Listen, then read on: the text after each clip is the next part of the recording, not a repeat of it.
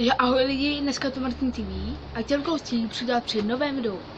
Ukážu vám, na čem všem jezdím.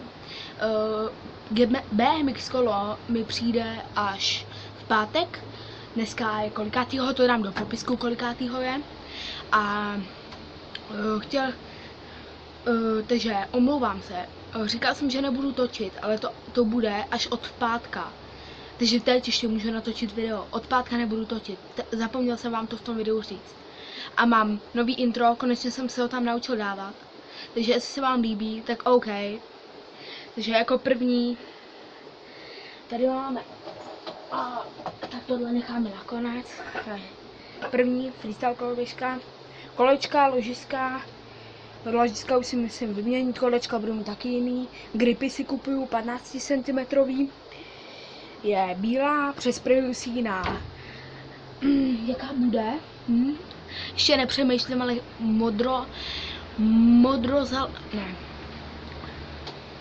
Takže řídítka barevný, modrozelený a deska bude asi modrá.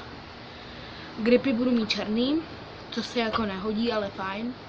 Takže koloběžka je v pohodě. BMX kolo vám ukážu v unboxingu, budu rozbalovat unboxing, nebo možná ne, já si rozmyslím, ale unboxing by možná přidal ty odběratele, že unboxing možná dáme, to takový, nevím.